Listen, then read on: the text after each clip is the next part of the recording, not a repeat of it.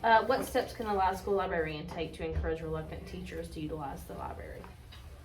Well, one of the things that Elise Harris, if we you're talk still on about campus and you do together not ride the at our bus, please come meetings to with the the front other office. media specialists Elise is Harris, please ways that come we to can the front encourage office. teachers to visit and come and utilize our space, utilize the resources that we can provide.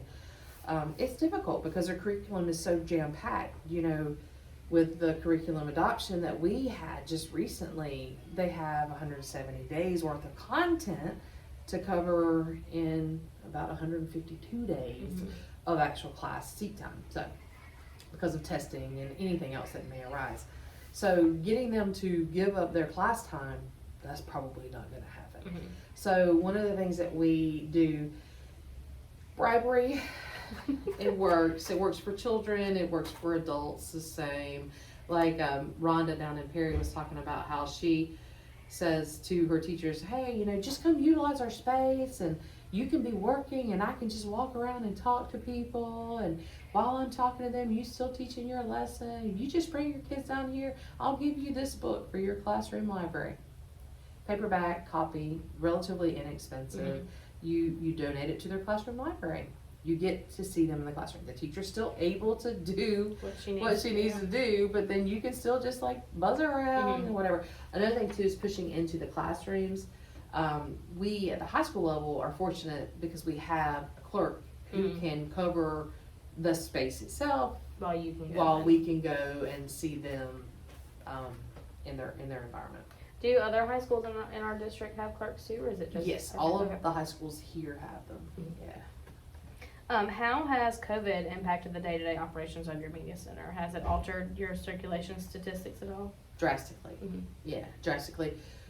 Before COVID, like this school, my school, we led the district in circulation and Sora use and all of it. We just did. After COVID, once COVID hit, of course we went home for the remainder of the year. Sora went through the roof because I still like really advertised, really pushed those kinds of things. And my Sora circulation is still right where it needs to be. I mean, I'd like it better, but it is what it is. You know, it's high school. But after we got back from COVID, that first year back, we were still in COVID because this is the space that they used for calling kids out of class whenever they had to go home for quarantine, and they would stay here until their parents could come and pick them up. And so you can't have kids coming in and out to circulation or to check out books or you have sick kids. No, while you have Sitting and potentially waiting. potentially sick people in here. So that really hit it hard. The year after that, just getting people to come back, because you've had a year and since March, the year prior, not doing it. It was next to impossible. So we are getting some, we're starting to see some circulation improvement, but nothing like I had hoped. However, like I said, my digital collection is still very much used. So they're still reading, they're just maybe not in a coming different as much. place. Yeah.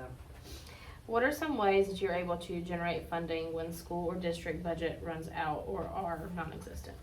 Or do you have that problem here? I am very, very fortunate. I don't have that problem here. My administration has not used our funds for anything else.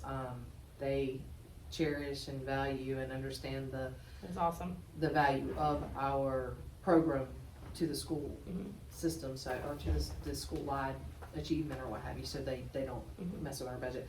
However, in my previous school, as we were talking earlier, I had no budget.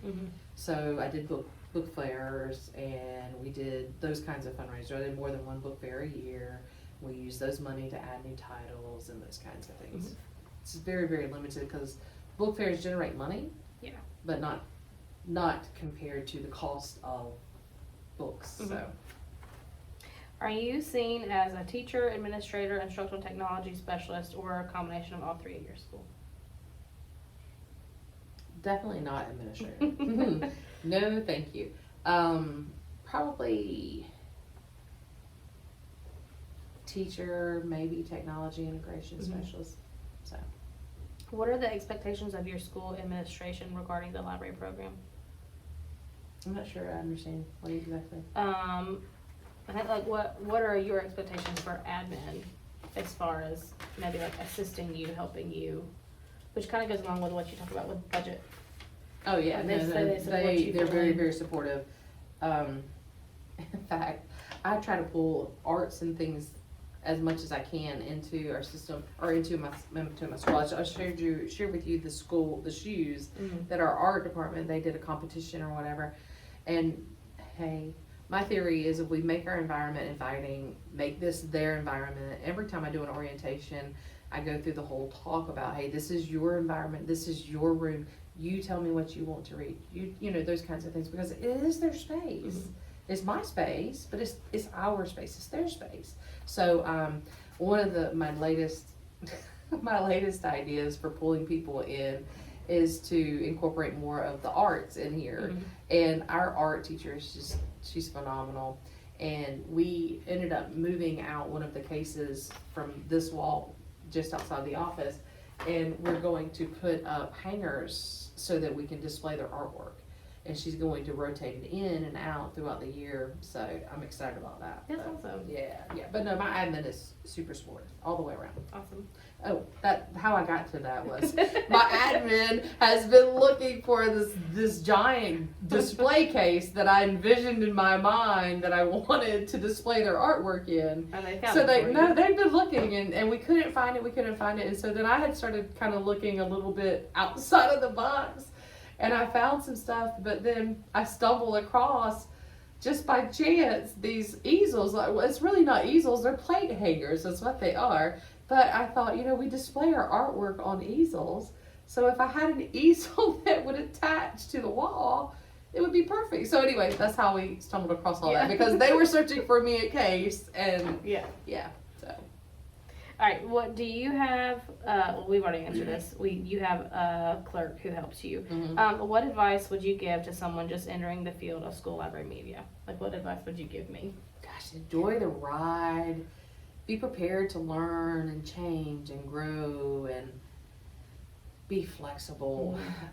One of the things that I haven't really struggled with, just because it's my job, I do what I do, but one of the things that some of my counterparts at other schools that are a bit older, maybe closer to or approaching retirement, they have significant heartburn with the new role of technician in essence, because it does take away from our program. It does take away from the time that we can spend in the classrooms or spend with classes in here. But it's where we are. We're one-to-one. We have 15 techs to support 40 schools. Someone has to be here to help with technology here. And so I don't have a problem with it. The Chromebooks, I told you that it consumes a giant portion of my day. Most days, not all days, but most days it does. But I don't necessarily mind it so much. So be flexible.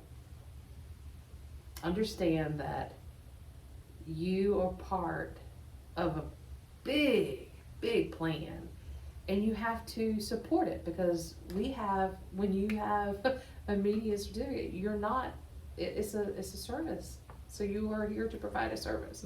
And that service may be troubleshooting Chromebooks or preparing them to go for repair. But it's still a service, and you're still serving your students, you're still serving your teachers. So just embrace it, and don't get sensitive to it. Embrace it. Well, thank you so much. I Yeah. appreciate it. Yep.